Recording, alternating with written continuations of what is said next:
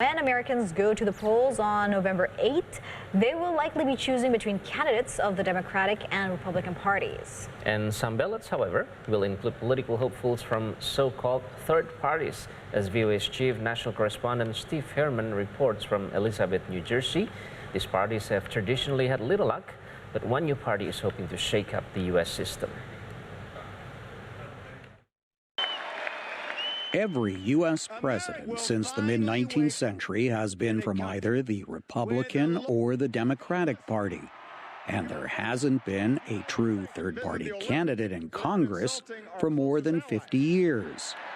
Many of the smaller parties focus on a single issue or philosophy, and wanting to stay true to their cause, fail to attract enough votes to get their candidates elected, according to Micha Sifri, a writer and democracy activist who wrote a book about third parties. They also are up against a system that is really biased, you might say rigged, against the ability of smaller parties to make much headway. We don't have proportional representation in the United States. And so even if 5%, you get 5% of the vote, you don't get 5% of the seats. America's most enduring third party is the Prohibition Party, which has had a presidential candidate in every election since 1872 in its quest to ban alcohol as a beverage. Its cause was the law of the land from 1920 to 1933, the year this bar opened, when Americans, amid an economic depression, collectively decided they needed a really stiff drink. About 2 million people voted for minor party candidates for the U.S. House in 2020. 2 million out of, what, 120 million?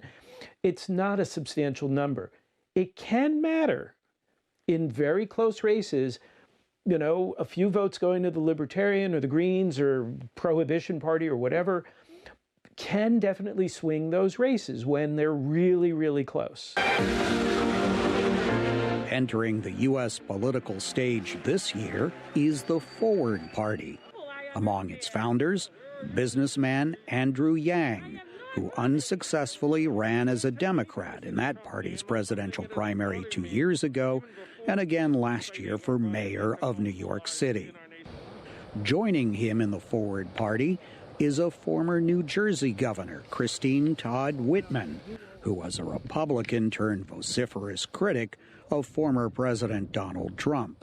We do have to change the system, and that's why we are supporting ranked choice voting and open primaries. That would mean that the two-party candidates would have to compete and talk to everybody, not just to their base.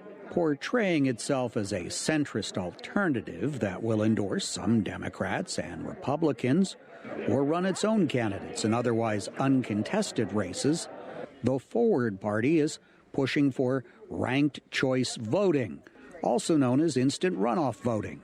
In this system, the votes of the lowest performing candidates in primaries are redistributed to the stronger candidates based on voters' stated secondary choices. This is going to take a while. It's taken a while to get us to the point where we're sort of almost a broken system. I still like ours the best of any, but where people aren't responding to it.